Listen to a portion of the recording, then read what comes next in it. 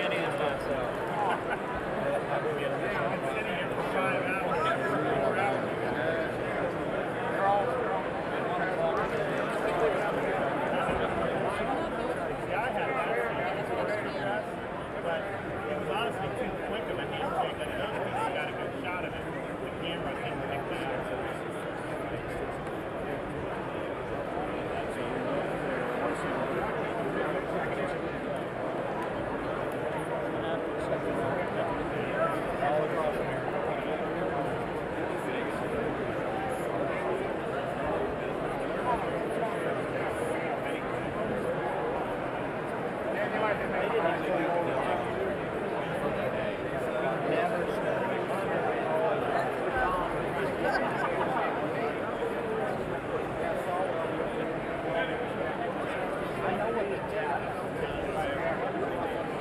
the most photogenic.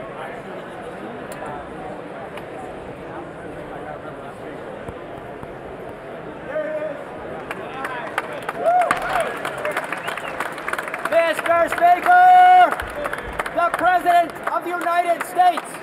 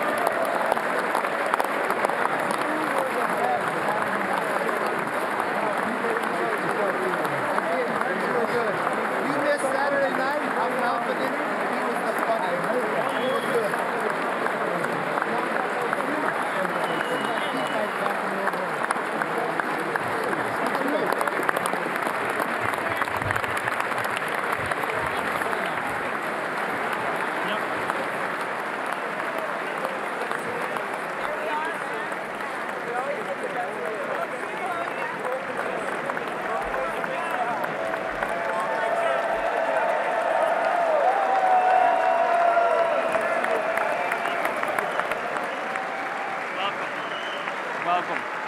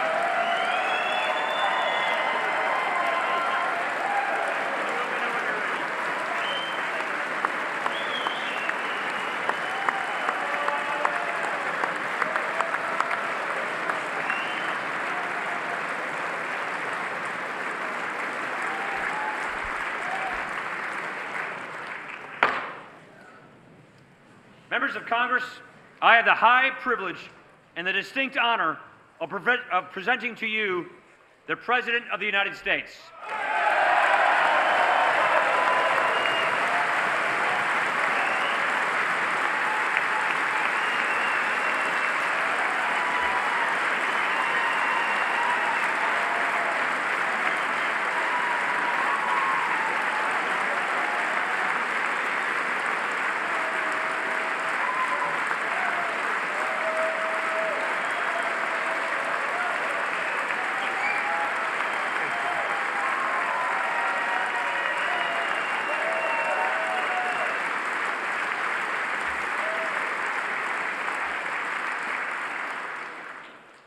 Mr. Speaker, Mr. Vice President, members of Congress, the First Lady of the United States, and my fellow Americans.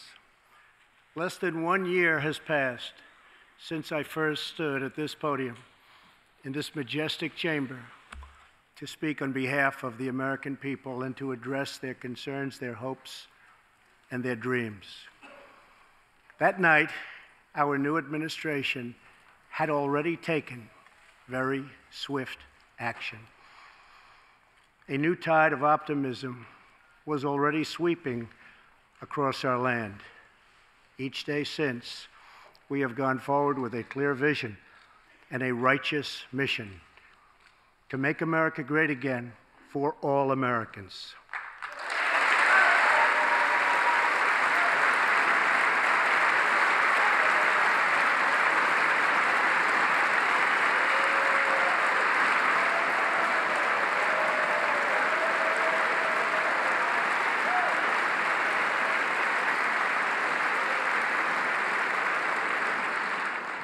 Over the last year, we have made incredible progress and achieved extraordinary success. We have faced challenges we expected and others we could never have imagined. We have shared in the heights of victory and the pains of hardship. We have endured floods and fires and storms. But through it all, we have seen the beauty of America's soul and the steel in America's spine. Each test has forged new American heroes to remind us who we are and show us what we can be. We saw the volunteers of the Cajun Navy racing to the rescue with their fishing boats to save people in the aftermath of a totally devastating hurricane. We saw strangers shielding strangers from a hail of gunfire on the Las Vegas Strip. We heard tales of Americans like Coast Guard Petty Officer Ashley Leopard, who is here tonight in the gallery with Melania.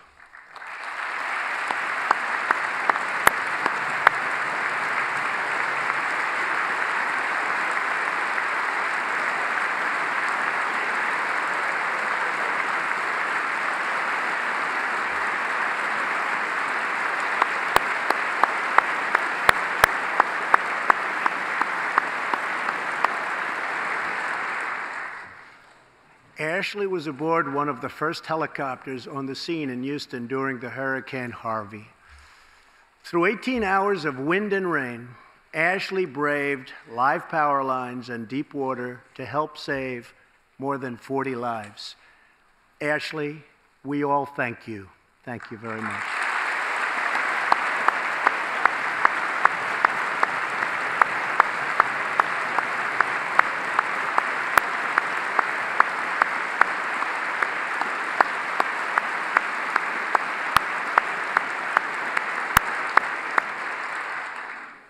We heard about Americans like firefighter David Dahlberg. He's here with us also. David faced down walls of flame to rescue almost 60 children trapped at a California summer camp threatened by those devastating wildfires. To everyone still recovering in Texas, Florida, Louisiana, Puerto Rico, and the Virgin Islands, everywhere, we are with you. We love you, and we always will pull through together, always.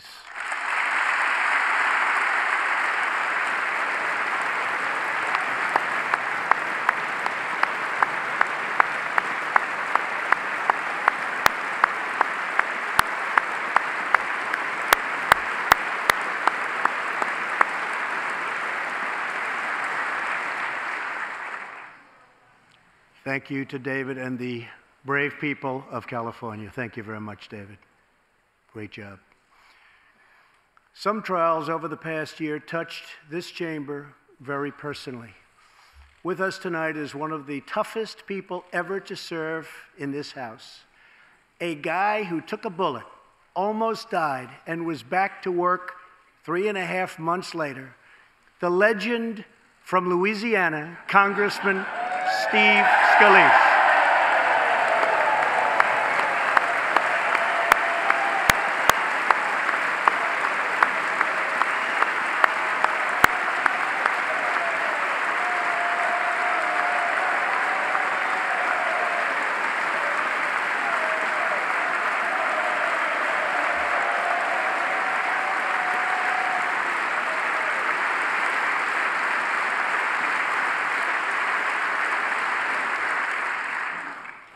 I think they like you, Steve.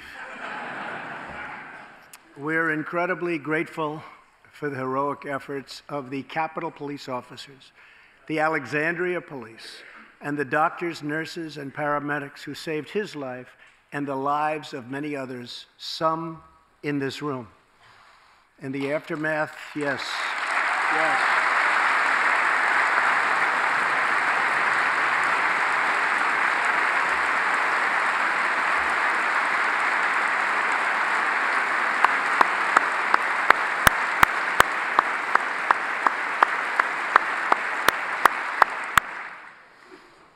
In the aftermath of that terrible shooting, we came together, not as Republicans or Democrats, but as representatives of the people. But it is not enough to come together only in times of tragedy. Tonight, I call upon all of us to set aside our differences, to seek out common ground, and to summon the unity we need to deliver for the people. This is really the key. These are the people we were elected to serve.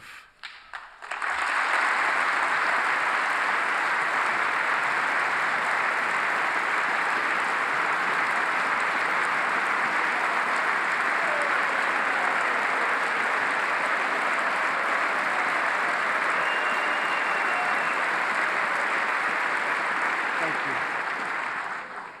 Over the last year, the world has seen what we always knew, that no people on earth are so fearless or daring or determined as Americans. If there is a mountain, we climb it. If there's a frontier, we cross it. If there's a challenge, we tame it. If there's an opportunity, we seize it. So let's begin tonight by recognizing that the state of our union is strong, because our people are strong.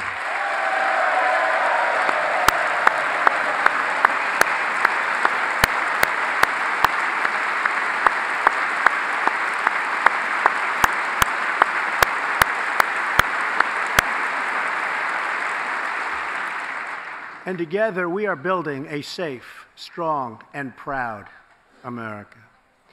Since the election, we have created 2.4 million new jobs, including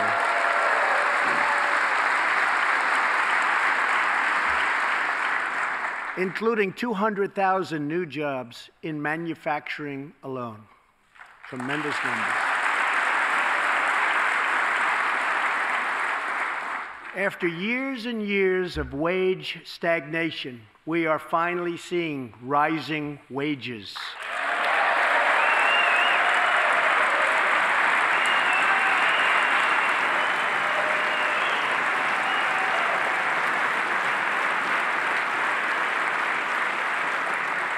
Unemployment claims have hit a 45-year low.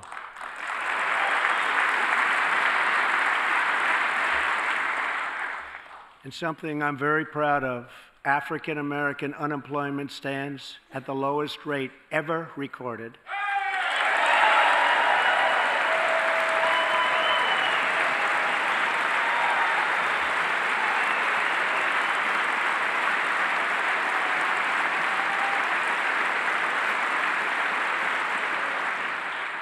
and Hispanic American unemployment has also reached the lowest levels in history.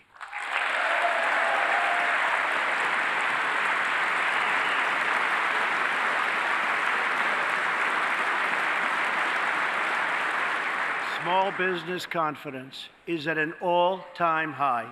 The stock market has smashed one record after another, gaining $8 trillion and more in value in just this short period of time. The great news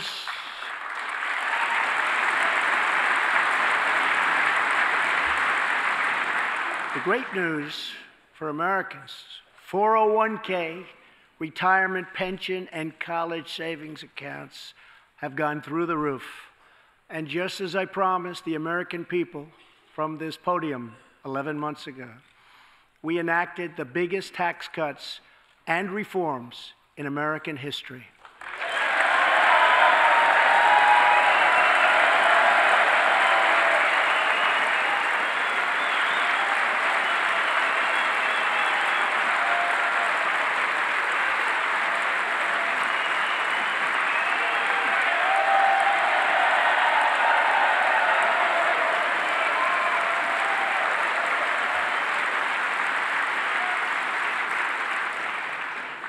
Our massive tax cuts provide tremendous relief for the middle class and small business.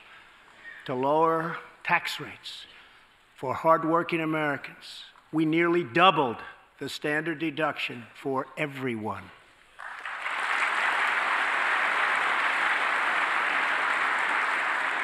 Now, the first $24,000 earned by a married couple is completely tax-free.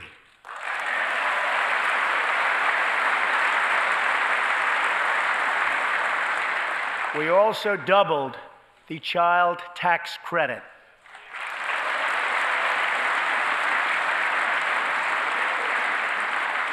A typical family of four making $75,000 will see their tax bill reduced by $2,000, slashing their tax bill in half.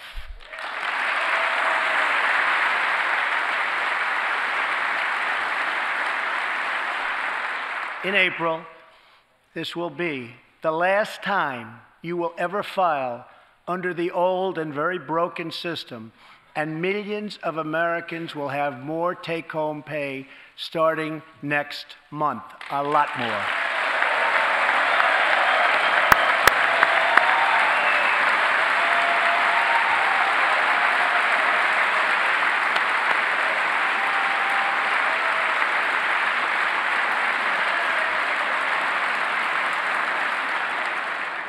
We eliminated an especially cruel tax that fell mostly on Americans making less than $50,000 a year, forcing them to pay tremendous penalties simply because they couldn't afford government-ordered health plans. We repealed the core of the disastrous Obamacare. The individual mandate is now gone. Thank heaven.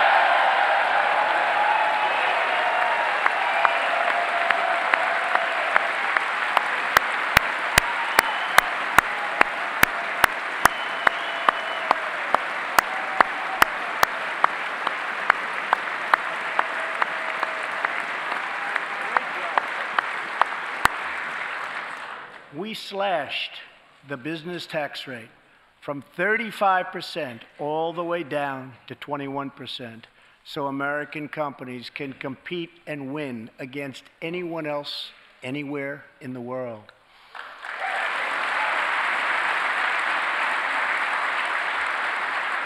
These changes alone are estimated to increase average family income by more than $4,000. A lot of money.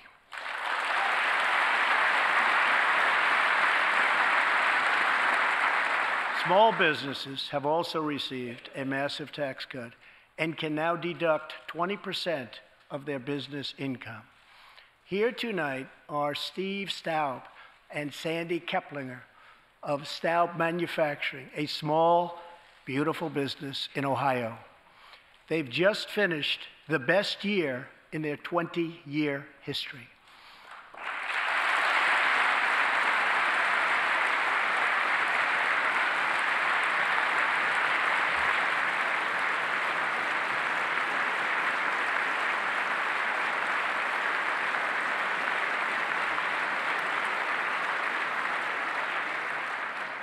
Because of tax reform, they are handing out raises, hiring an additional 14 people, and expanding into the building next door.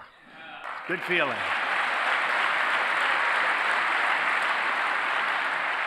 One of Staub's employees, Corey Adams, is also with us tonight.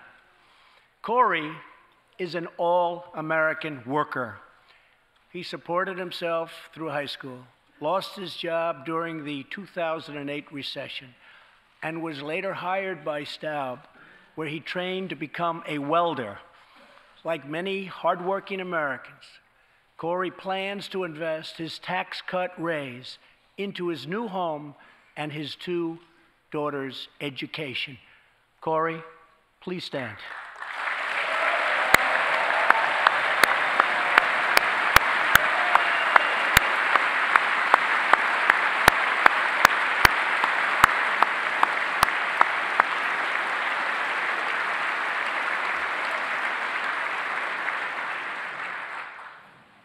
And he's a great welder. I was told that by the man that owns that company that's doing so well. So congratulations, Corey.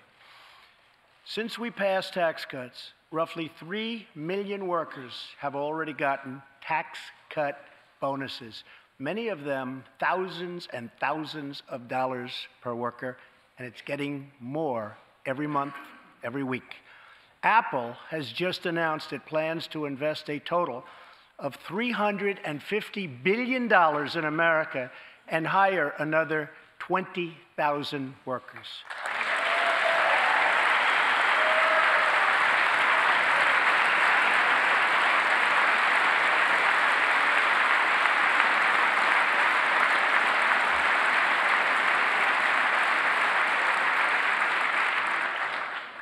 And just a little while ago, ExxonMobil announced a $50 billion investment in the United States, just a little while ago.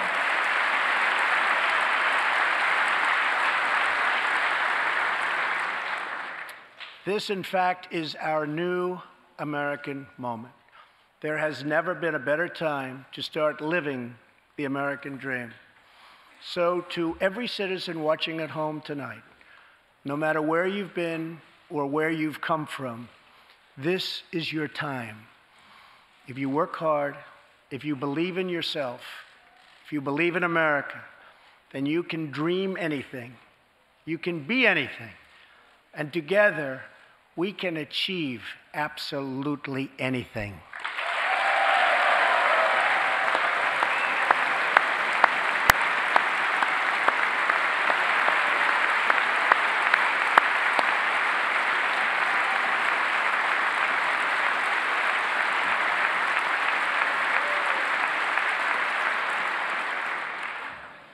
Tonight, I want to talk about what kind of future we're going to have and what kind of a nation we're going to be. All of us together as one team, one people, and one American family can do anything. We all share the same home, the same heart, the same destiny, and the same great American flag.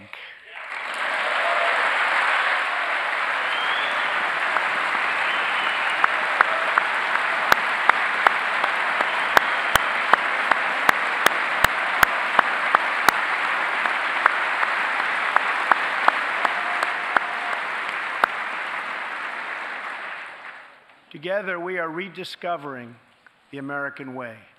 In America, we know that faith and family, not government and bureaucracy, are the center of American life. The motto is, "In God we trust."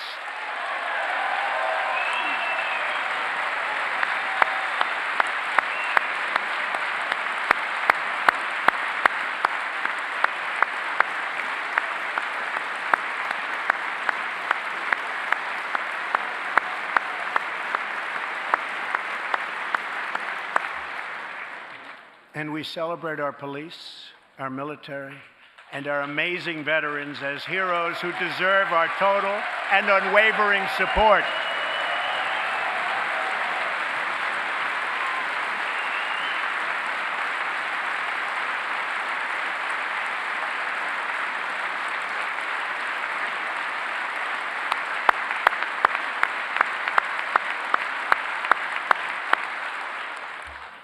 Here tonight is Preston Sharp, a 12-year-old boy from Redding, California, who noticed that veterans' graves were not marked with flags on Veterans Day. He decided all by himself to change that and started a movement that has now placed 40,000 flags at the graves of our great heroes. Preston, a job well done.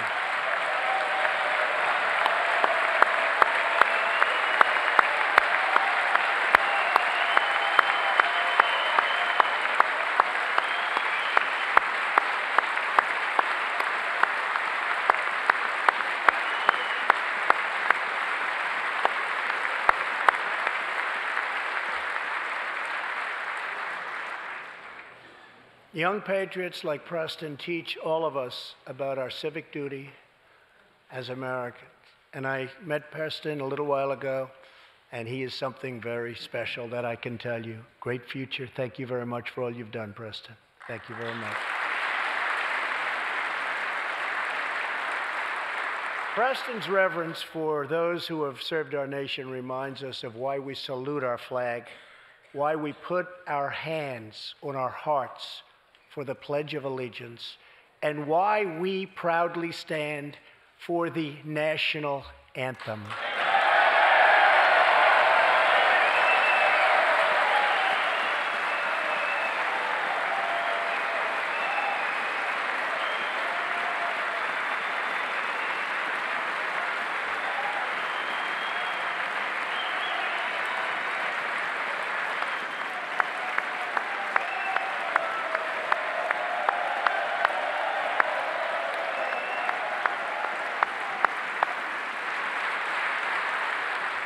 Americans love their country, and they deserve a government that shows them the same love and loyalty in return.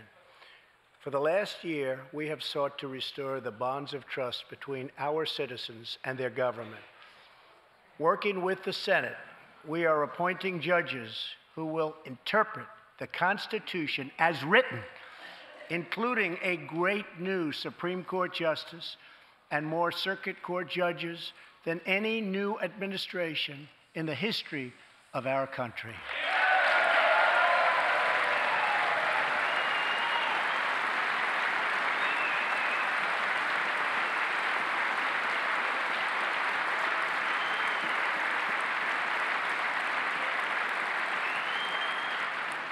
We are totally defending our Second Amendment and have taken historic actions to protect religious liberty.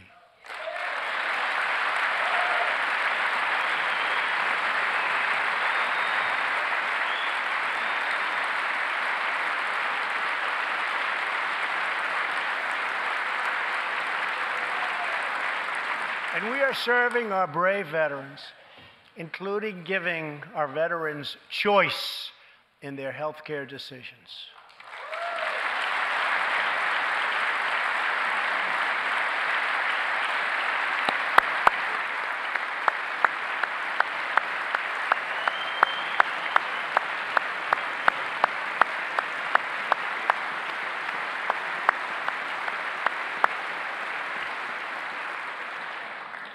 Last year, Congress also passed, and I signed, the landmark VA Accountability Act.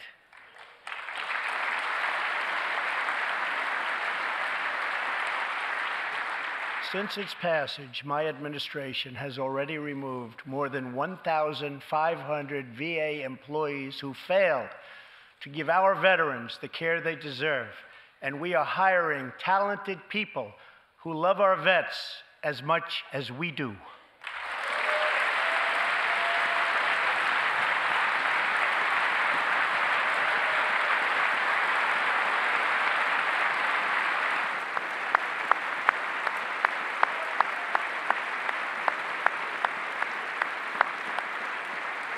And I will not stop until our veterans are properly taken care of, which has been my promise to them from the very beginning of this great journey.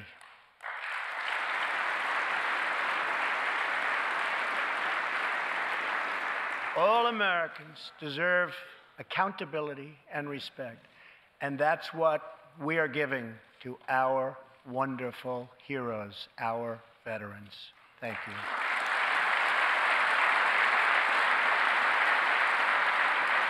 So tonight I call on Congress to empower every cabinet secretary with the authority to reward good workers and to remove federal employees who undermine the public trust or fail the American people.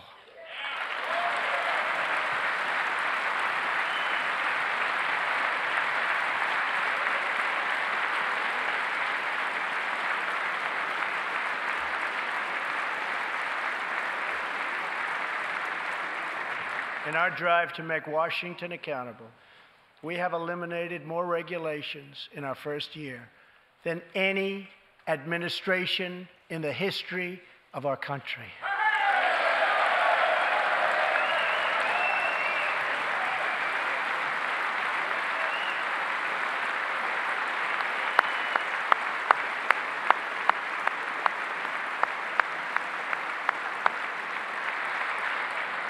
We have ended the war on American energy, and we have ended the war on beautiful, clean coal.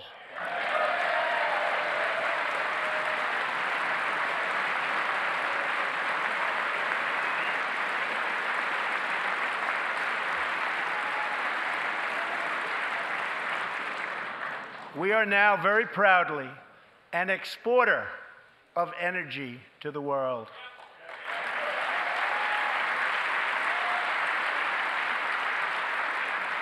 In Detroit, I halted government mandates that crippled America's great, beautiful auto workers so that we can get Motor City revving its engines again, and that's what's happening.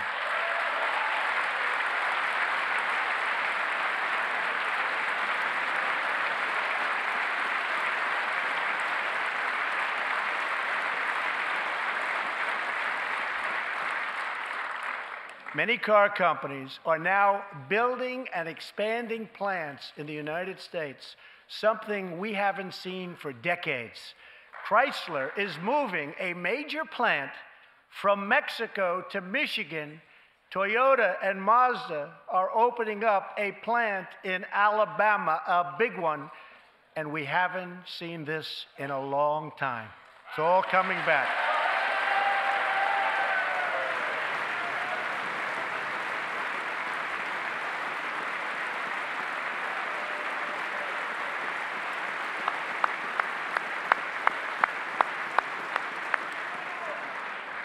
Very soon, auto plants and other plants will be opening up all over our country.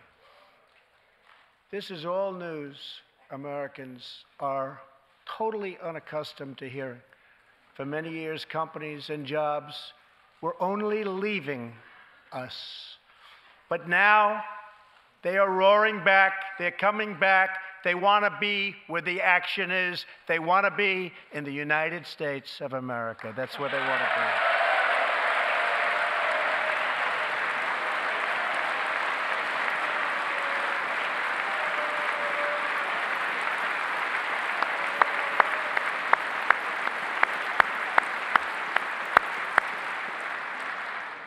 Exciting progress is happening every single day. To speed access to breakthrough cures and affordable generic drugs, last year, the FDA approved more new and generic drugs and medical devices than ever before in our country's history.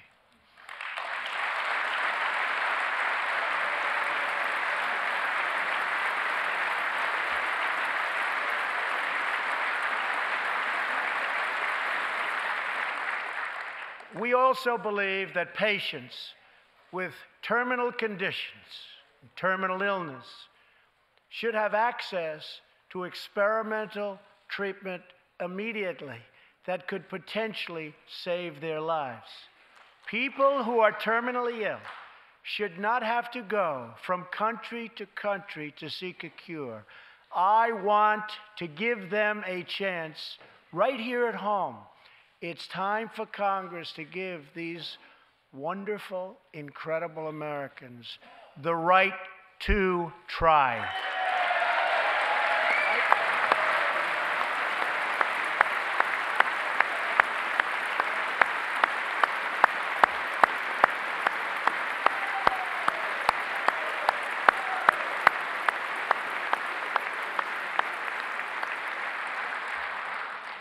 One of my greatest priorities is to reduce the price of prescription drugs.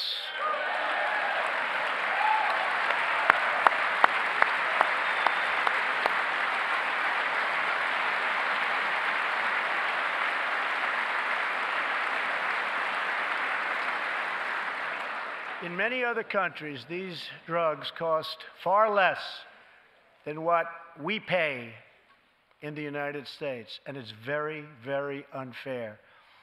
That is why I've directed my administration to make fixing the injustice of high drug prices one of my top priorities for the year.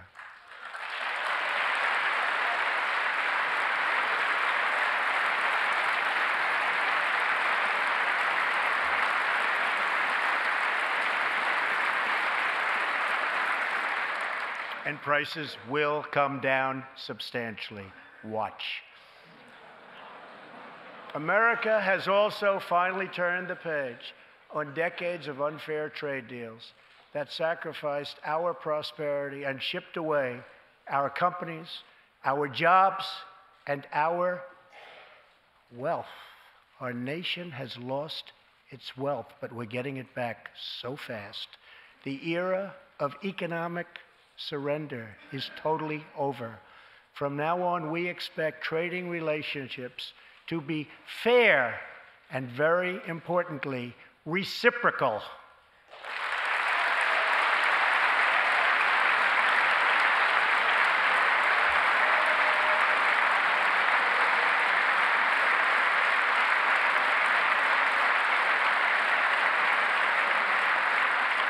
We will work to fix bad trade deals and negotiate new ones, and they'll be good ones, but they'll be fair. And we will protect American workers and American intellectual property through strong enforcement of our trade rules.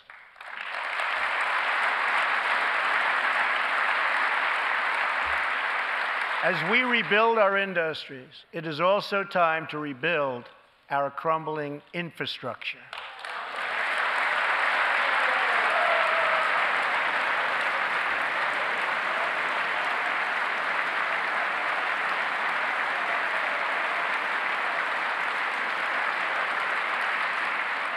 America is a nation of builders. We built the Empire State Building in just 1 year. Isn't it a disgrace that it can now take 10 years just to get a minor permit approved for the building of a simple road?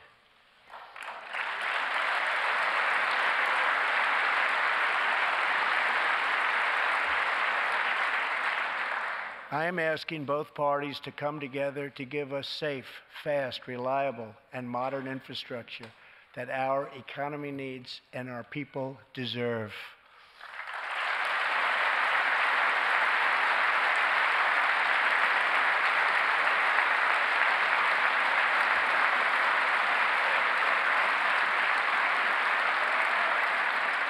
Tonight, I'm calling on Congress to produce a bill that generates at least $1.5 trillion for the new infrastructure investment that our country so desperately needs. Every federal dollar should be leveraged by partnering with state and local governments and, where appropriate, tapping into private sector investment to permanently fix the infrastructure deficit, and we can do it.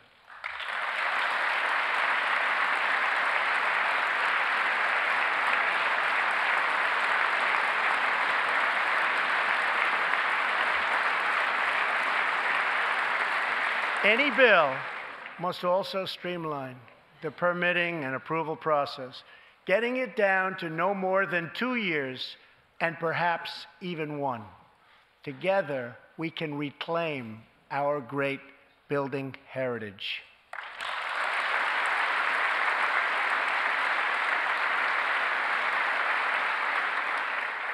We will build gleaming new roads, bridges, highways, railways, and waterways all across our land. And we will do it with American heart, American hands, and American grit.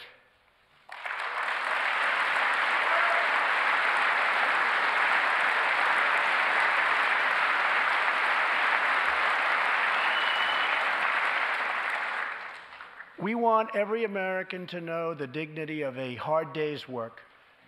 We want every child to be safe in their home at night. And we want every citizen to be proud of this land that we all love so much. We can lift our citizens from welfare to work, from dependence to independence, and from poverty to prosperity. As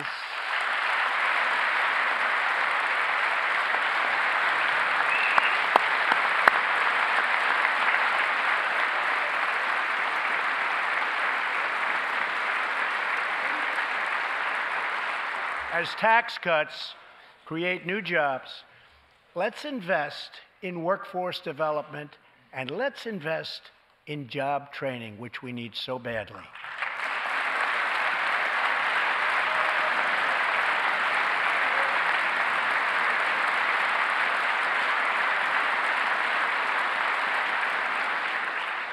Let's open great vocational schools so our future workers can learn a craft and realize their full potential.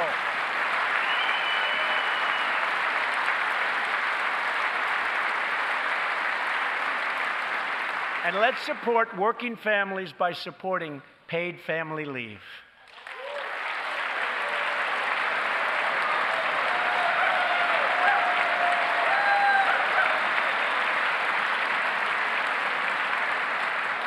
As America regains its strength, opportunity must be extended to all citizens. That is why this year we will embark on reforming our prisons to help former inmates who have served their time get a second chance at life.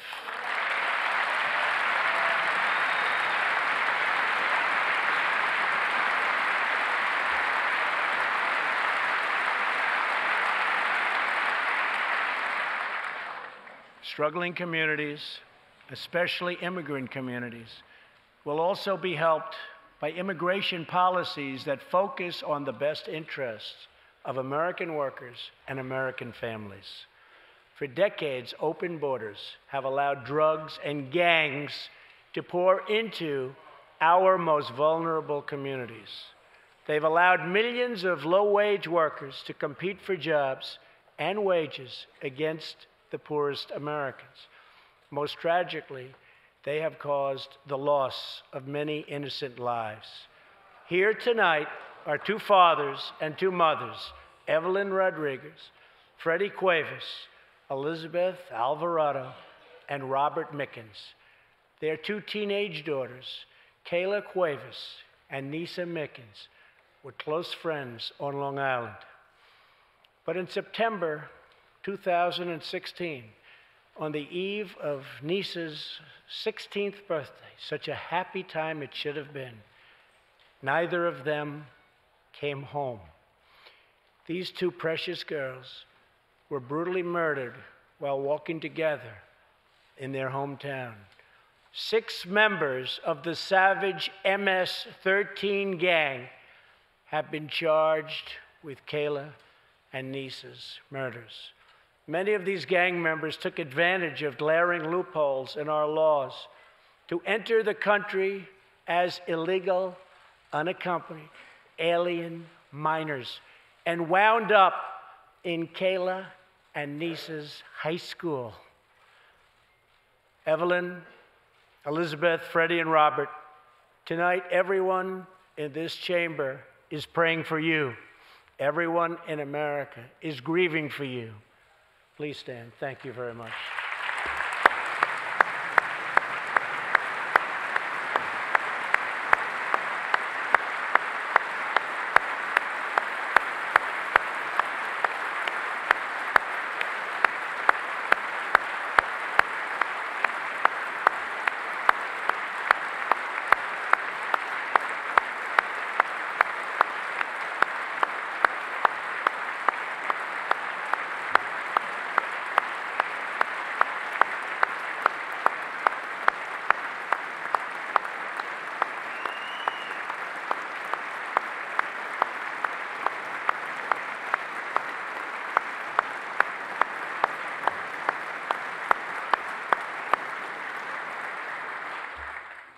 I want you to know that 320 million hearts are right now breaking for you. We love you. Thank you.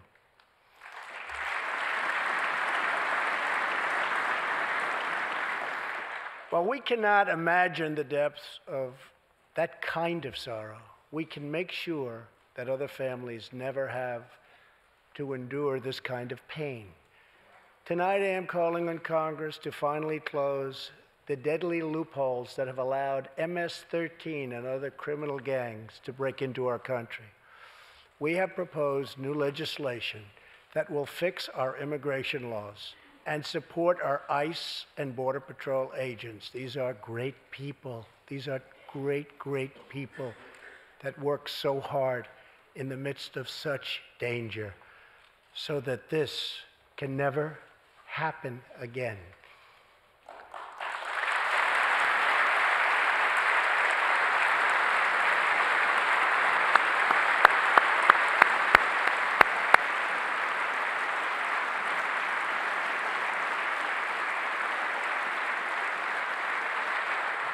The United States is a compassionate nation.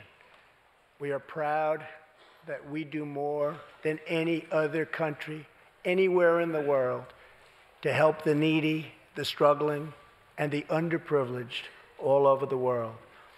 But as President of the United States, my highest loyalty, my greatest compassion, my constant concern is for America's children, America's struggling workers, and America's forgotten communities. I want our youth to grow up to achieve great things. I want our poor to have their chance to rise.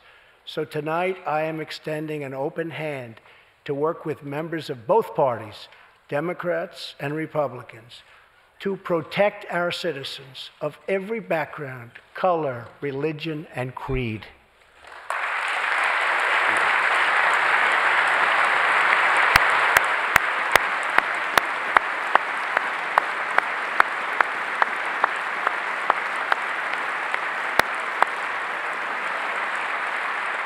My duty, and the sacred duty of every elected official in this chamber, is to defend Americans, to protect their safety, their families, their communities, and their right to the American dream. Because Americans are dreamers too.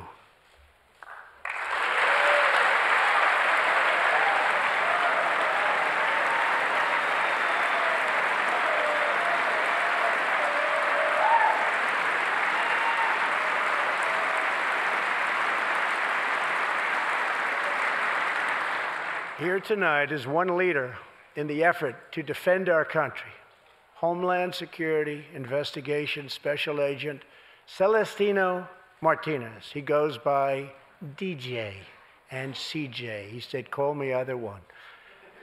So we'll call you CJ. Served 15 years in the Air Force before becoming an ICE agent and spending the last 15 years fighting gang violence and getting dangerous criminals off of our streets. Tough job. At one point, MS-13 leaders ordered CJ's murder, and they wanted it to happen quickly. But he did not cave to threats or to fear. Last May, he commanded an operation to track down gang members on Long Island. His team has arrested nearly 400, including more than 220 MS-13 gang members. And I have to tell you, what the Border Patrol and ICE have done, we have sent thousands and thousands and thousands of MS-13 horrible people out of this country or into our prisons.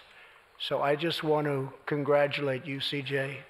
You're a brave guy. Thank you very much.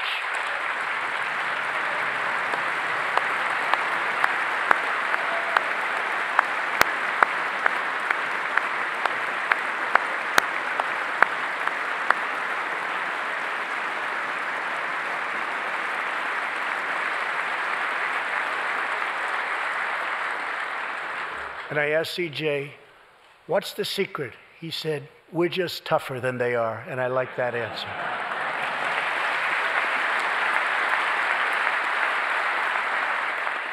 Now let's get Congress to send you, and all of the people in this great chamber have to do it. We have no choice. CJ, we're going to send you reinforcements, and we're going to send them to you quickly. It's what you need.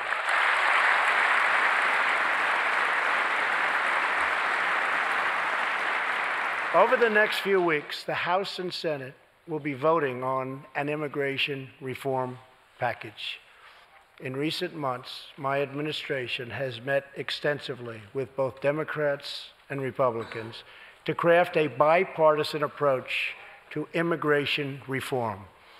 Based on these discussions, we presented Congress with a detailed proposal that should be supported by both parties as a fair compromise, one where nobody gets everything they want, but where our country gets the critical reforms it needs and must have.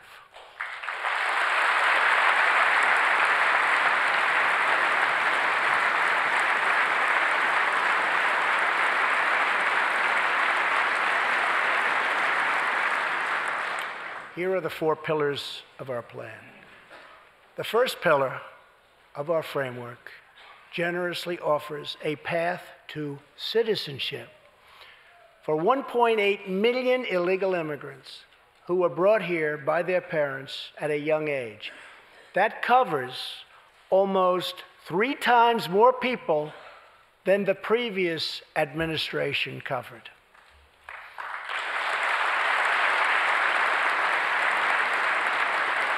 Under our plan, those who meet education and work requirements and show good moral character will be able to become full citizens of the United States over a 12-year period.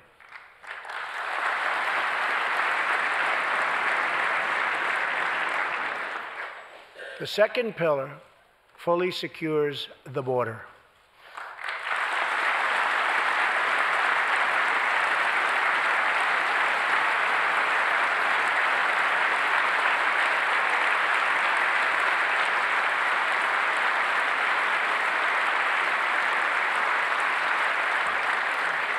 That means building a great wall on the southern border, and it means hiring more heroes like CJ to keep our communities safe.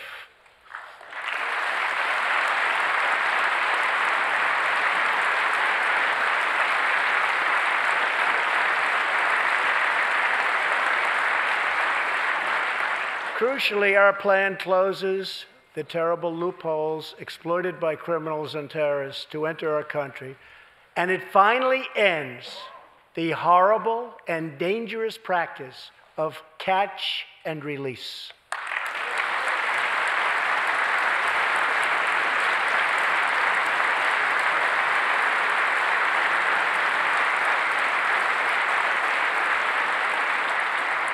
The third pillar ends the visa lottery, a program that randomly hands out green cards without any regard for skill, merit, or the safety of American people.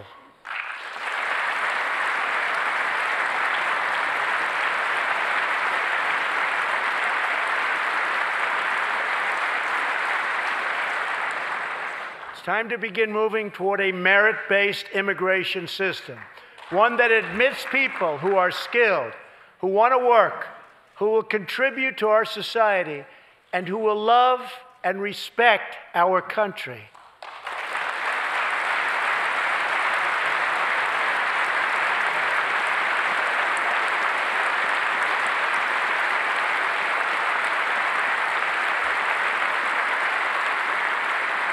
The fourth and final pillar protects the nuclear family by ending chain migration.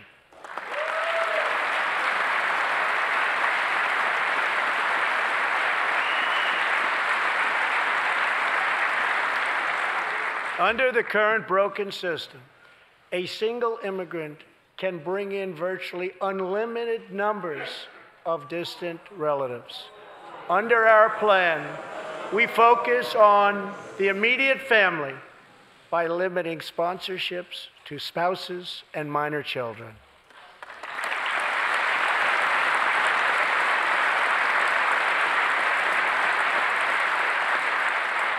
This vital reform is necessary not just for our economy, but for our security and for the future of America. In recent weeks, 2 terrorist attacks in New York were made possible by the visa lottery and chain migration. In the age of terrorism, these programs present risks we can just no longer afford. It's time to reform.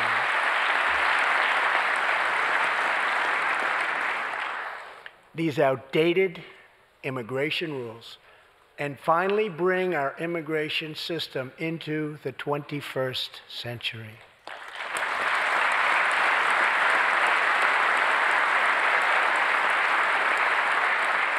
These 4 pillars represent a down-the-middle compromise and one that will create a safe, modern, and lawful immigration system.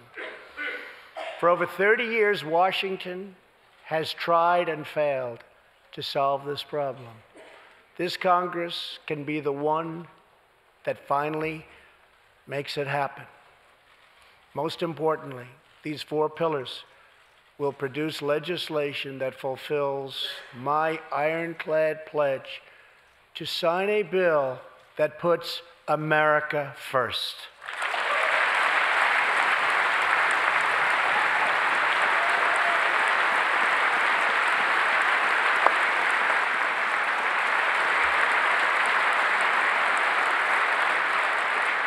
So let's come together, set politics aside, and finally get the job done.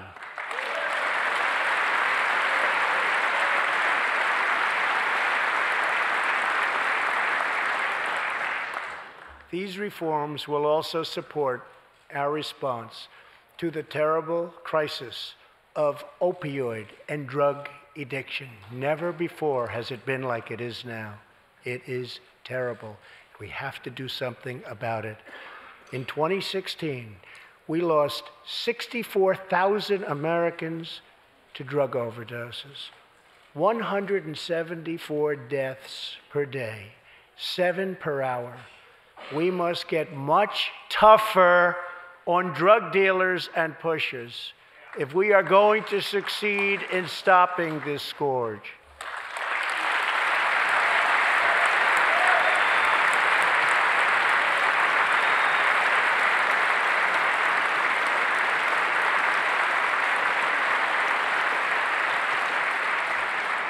My administration is committed to fighting the drug epidemic and helping get treatment for those in need, for those who have been so terribly hurt.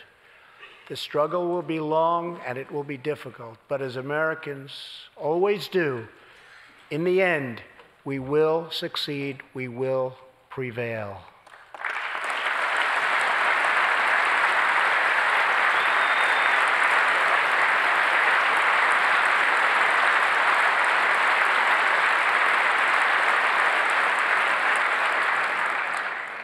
As we have seen tonight, the most difficult challenges bring out the best in America. We see a vivid expression of this truth in the story of the Holetz family of New Mexico. Ryan Holetz is 27 years old, an officer with the Albuquerque Police Department. He's here tonight with his wife, Rebecca.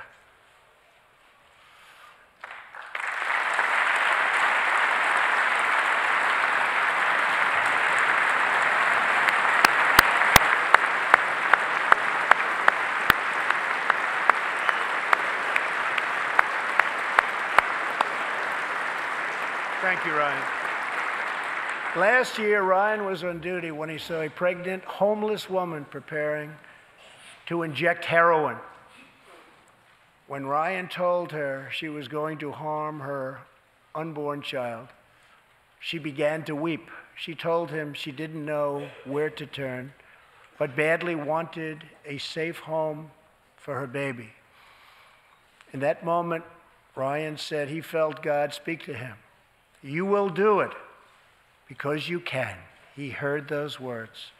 He took out a picture of his wife and their 4 kids. Then he went home to tell his wife, Rebecca. In an instant, she agreed to adopt. The Holets named their new daughter Hope. Ryan and Rebecca, you embody the goodness of our nation. Thank you.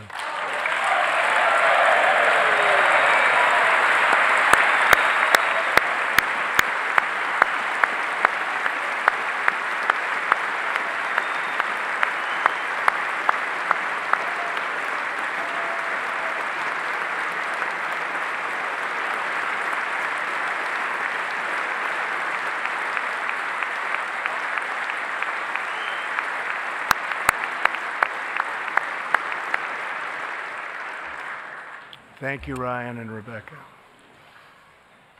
As we rebuild America's strength and confidence at home, we are also restoring our strength and standing abroad. Around the world, we face rogue regimes, terrorist groups, and rivals like China and Russia that challenge our interests, our economy, and our values.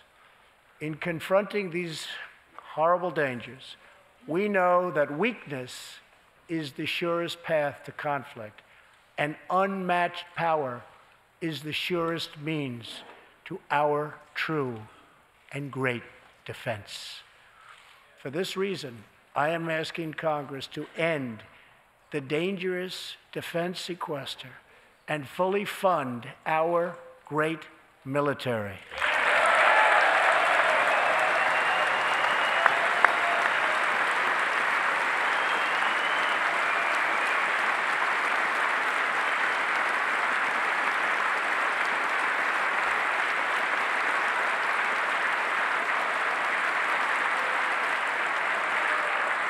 As part of our defense, we must modernize and rebuild our nuclear arsenal, hopefully never having to use it, but making it so strong and so powerful that it will deter any acts of aggression by any other nation or anyone else.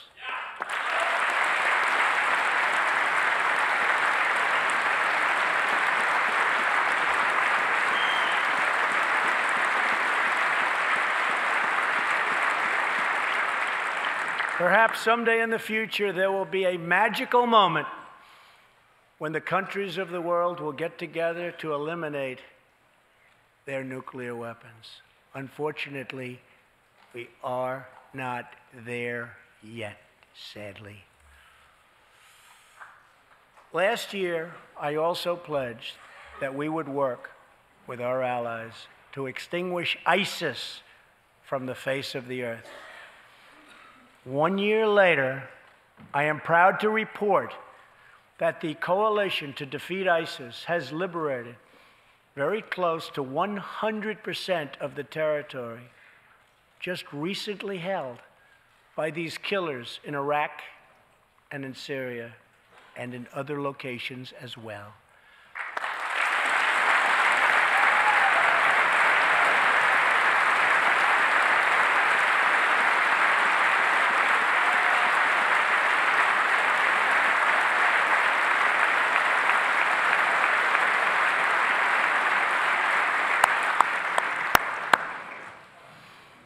But there is much more work to be done.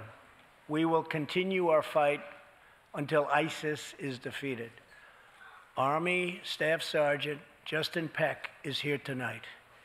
Near Raqqa last November, Justin and his comrade, Chief Petty Officer Kenton Stacy, were on a mission to clear buildings that ISIS had rigged with explosive, so that civilians could return to that city, hopefully soon and hopefully safely.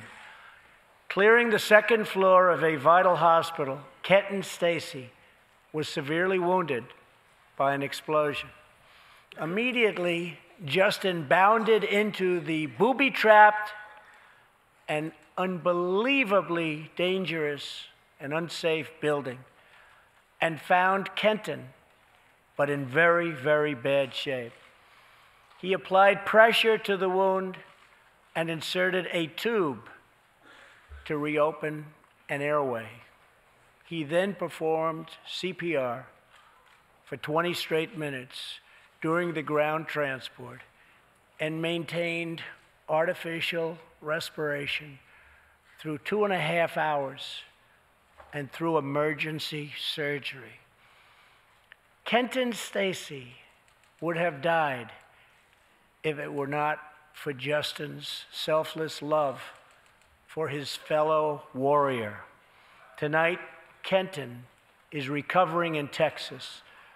Raqqa is liberated, and Justin is wearing his new Bronze Star with a V for valor.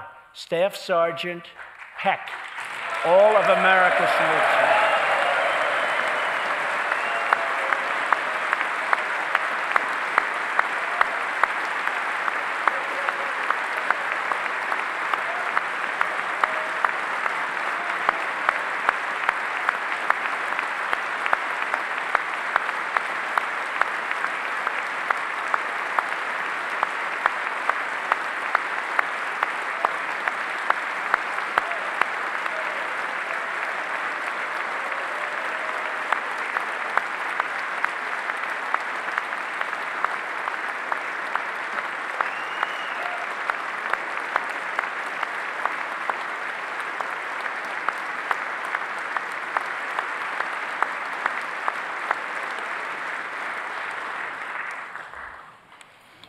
Terrorists who do things like place bombs in civilian hospitals are evil. When possible, we have no choice but to annihilate them. When necessary, we must be able to detain and question them. But we must be clear, terrorists are not merely criminals. They are unlawful enemy combatants.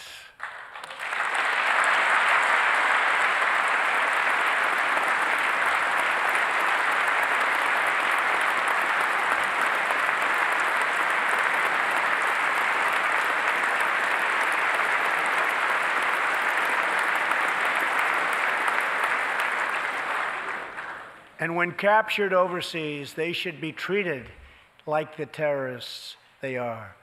In the past, we have foolishly released hundreds and hundreds of dangerous terrorists, only to meet them again on the battlefield, including the ISIS leader, al-Baghdadi, who we captured, who we had, who we released. So today, I'm keeping another promise. I just signed, prior to walking in, an order directing Secretary Mattis, who is doing a great job. Thank you.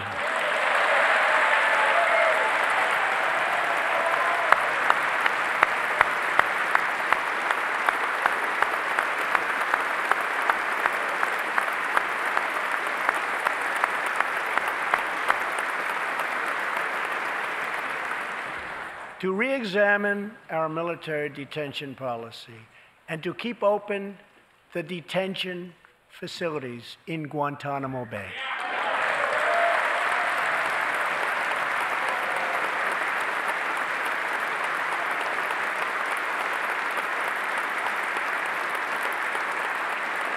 I am asking Congress to ensure that in the fight against ISIS and al-Qaeda, we continue to have all necessary power to detain terrorists wherever we chase them down, wherever we find them.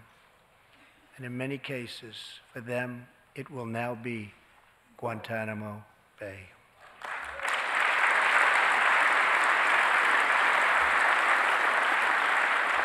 At the same time, as of a few months ago, our warriors in Afghanistan have new rules of engagement.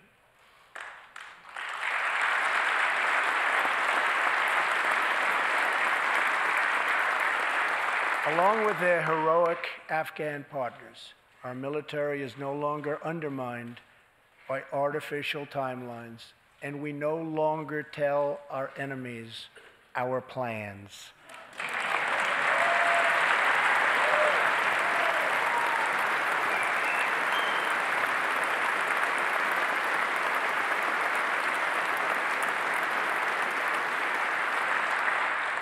Last month, I also took an action endorsed unanimously by the U.S. Senate just months before. I recognized Jerusalem as the capital of Israel.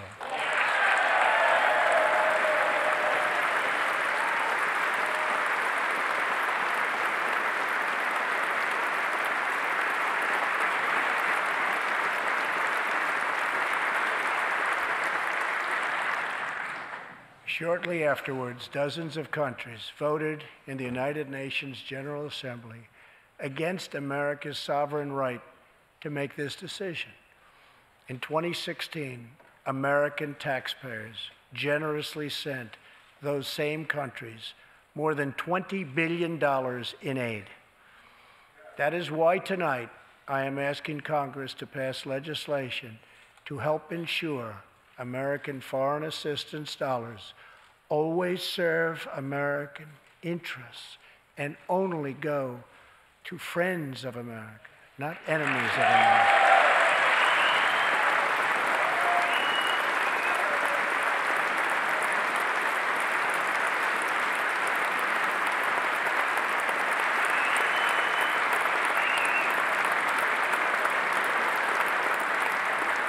As we strengthen friendships all around the world, we are also restoring clarity about our adversaries.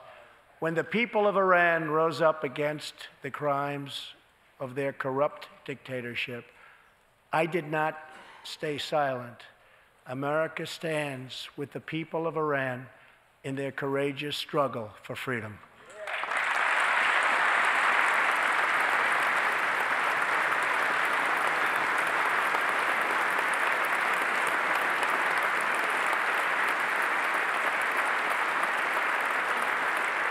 I am asking Congress to address the fundamental flaws in the terrible Iran nuclear deal. My administration has also imposed tough sanctions on the communist and socialist dictatorships in Cuba and Venezuela.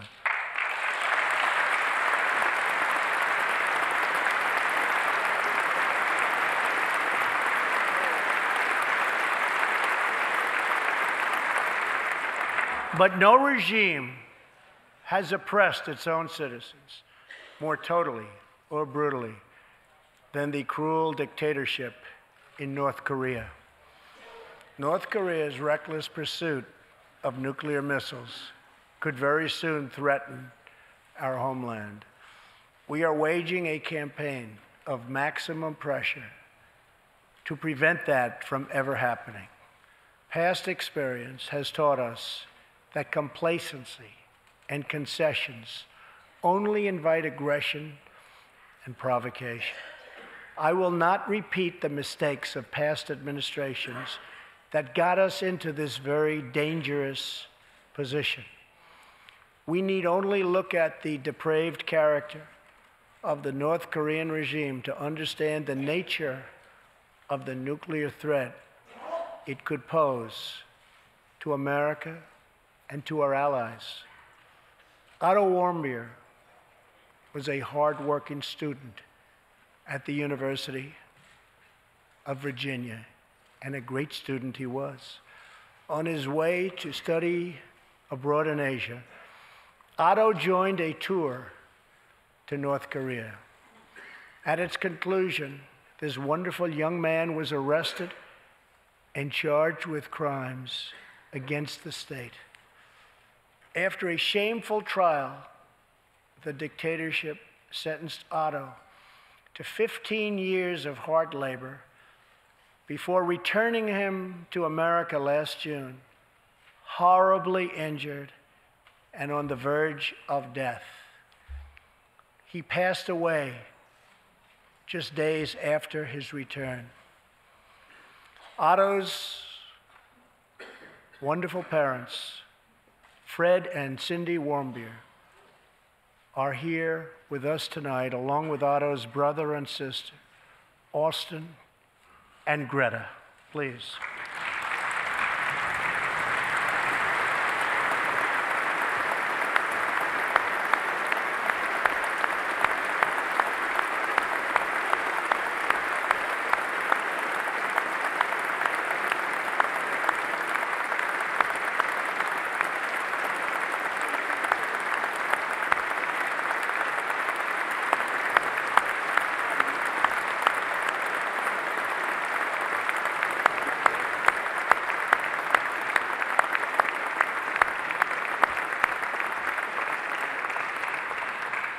incredible people.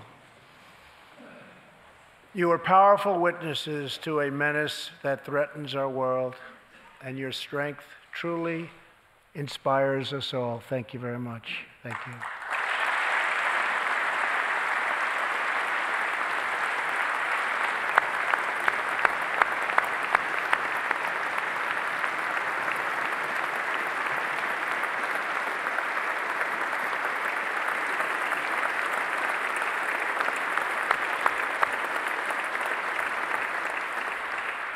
Tonight, we pledge to honor Otto's memory with total American resolve. Thank you. Finally,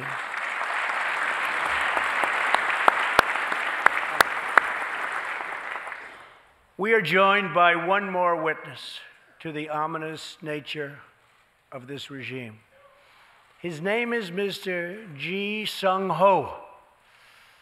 In 1996, Sung-ho was a starving boy in North Korea. One day he tried to steal coal from a railroad car to barter for a few scraps of food, which were very hard to get. In the process, he passed out on the train tracks, exhausted from hunger. He woke up as a train ran over his limbs. He then endured multiple amputations without anything to dull the pain or the hurt. His brother and sister gave what little food they had to help him recover and ate dirt themselves, permanently stunting their own growth. Later, he was tortured by North Korean authorities after returning from a brief visit to China. His tormentors wanted to know if he'd met any Christians. He had, and he resolved after that to be free. Sung-ho traveled thousands of miles on crutches all across China and Southeast Asia to freedom. Most of his family followed. His father was caught trying to escape and was tortured to death. Today, he lives in Seoul, where he rescues other defectors and broadcasts into North Korea what the regime fears most, the truth. Today, he has a new leg, but Sung-ho, I understand you still keep those old crutches as a reminder of how far you've come. Your great sacrifice is an inspiration to us all. Please, thank you.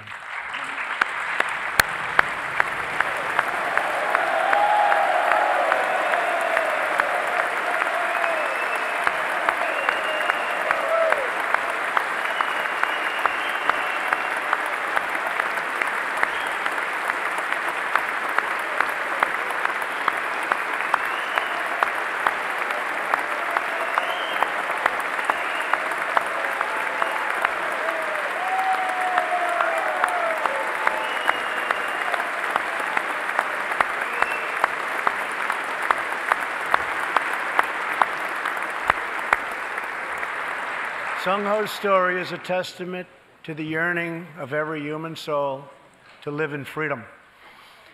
It was that same yearning for freedom that nearly 250 years ago gave birth to a special place called America. It was a small cluster of colonies caught between a great ocean and a vast wilderness. It was home to an incredible people with a revolutionary idea that they could rule themselves, that they could chart their own destiny, and that together they could light up the entire world. That is what our country has always been about. That is what Americans have always stood for, always strived for, and always done. Atop the dome of this Capitol stands the Statue of Freedom.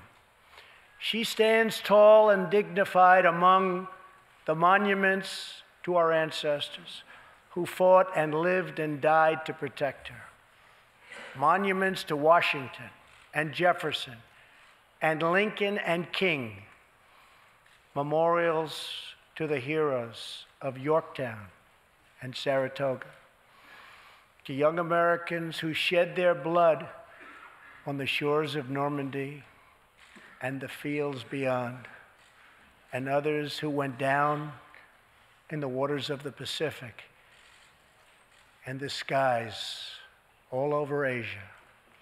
And freedom stands tall over one more monument, this one, this Capitol, this living monument.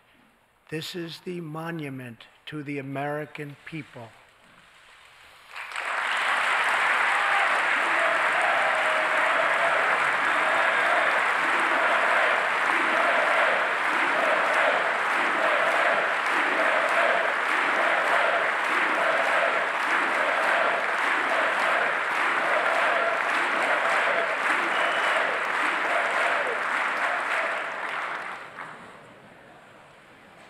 We're a people whose heroes live not only in the past, but all around us, defending hope, pride, and defending the American way. They work in every trade. They sacrifice to raise a family. They care for our children at home. They defend our flag abroad. And they are strong moms and brave kids. They are firefighters and police officers and border agents, medics and Marines. But above all else, they are Americans. And this capital, this city, this nation belongs entirely to them.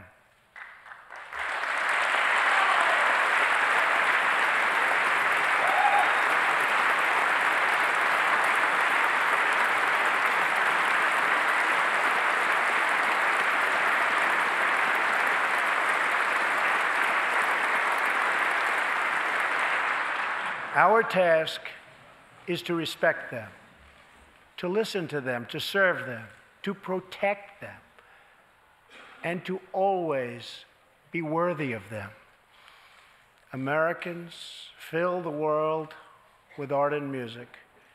They push the bounds of science and discovery, and they forever remind us of what we should never, ever forget.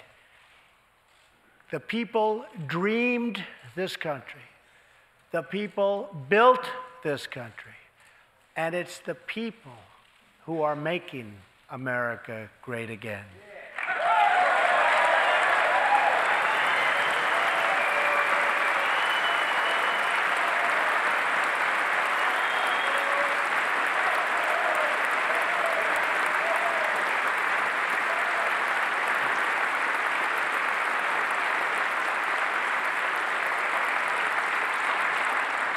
As long as we are proud of who we are and what we are fighting for, there is nothing we cannot achieve.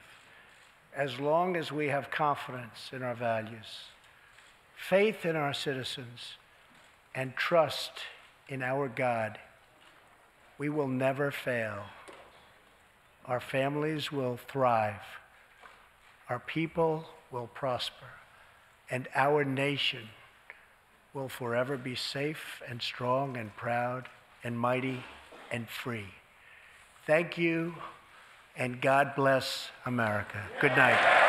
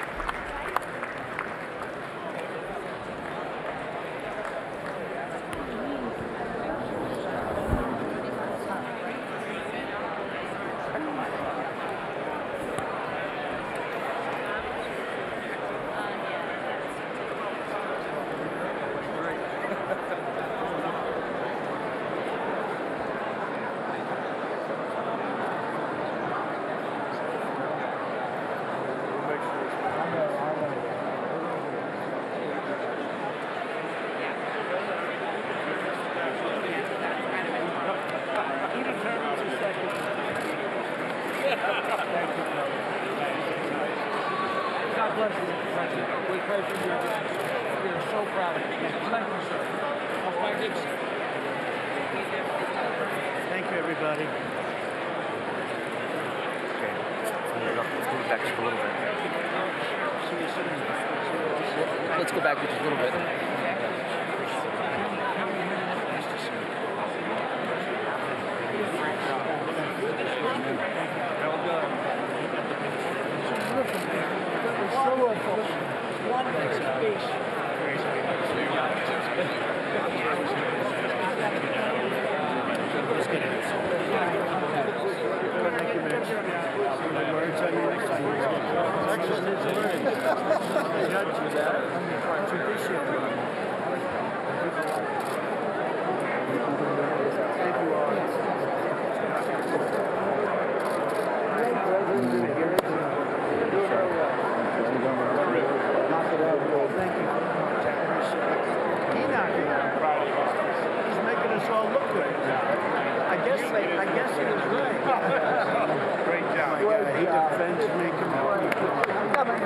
I was trying to get Gunny out there, but you heard him before they had to go on the wall. He said that was now the way. Thank you, fellas.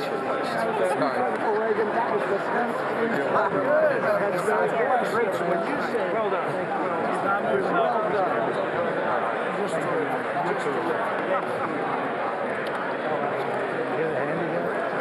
Thanks, Chris.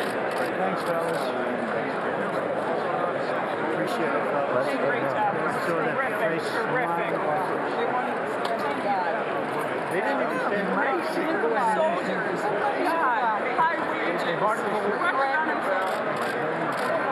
We love it. It's awesome. Well done. Can I get an autograph here on that? You can. Drop me, drop. Billy can, right? Thanks, Bill. Can we do another? My son's ready to be on his street. He's ready.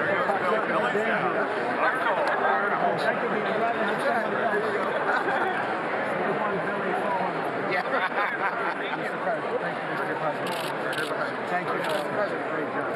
Thanks for your leadership on tax. Thank you. Great job.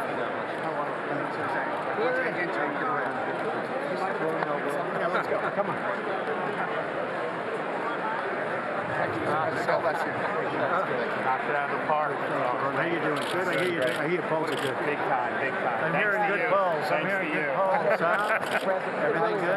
New Jersey's every new tweet's another 10 points for me. I'm doing good.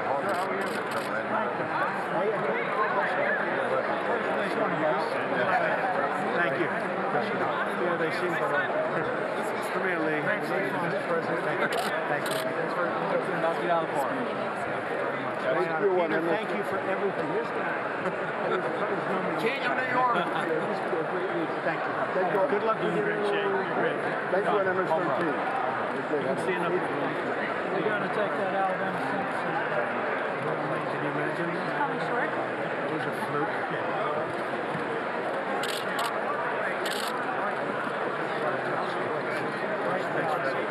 Great job. Thank you. You're driving Charlie 6 up the wall by doing such a good job. Oh, you? I think so. Home runs. Thank you. Home run.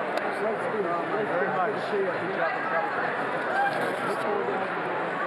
Yes, it's happening. You're right. You saw that. You got his attention. Great to meet you. Let's release the number. Oh, yeah. Oh, don't worry. 100%. Can you imagine? Yes, sir. Doug. Last year. He'd be too angry. How you doing? How's it going? How's it change? It's good? Good. Get it done. Get it done. Let me know what you need. Let me know. Thanks, fellas. There's a little more room. Great job. Thank you, sir. Good job. There you go. Thank you, Mr. President. Mr. President, thank you. Good job, sir. Wonderful. Wonderful. We got your back, sir. Thank you very much. Off the charts. Off the charts. Thank you. Great. Appreciate your help. Thank you. Thank you, everybody. Thank you, man. Thanks, fellas. Good job. Thank you. Great job. Thanks. Thanks, fellas. President. Thank you, huh? Thank you. Thank you, fellas. Very welcome. How we doing in Georgia? We're doing good. Thank you.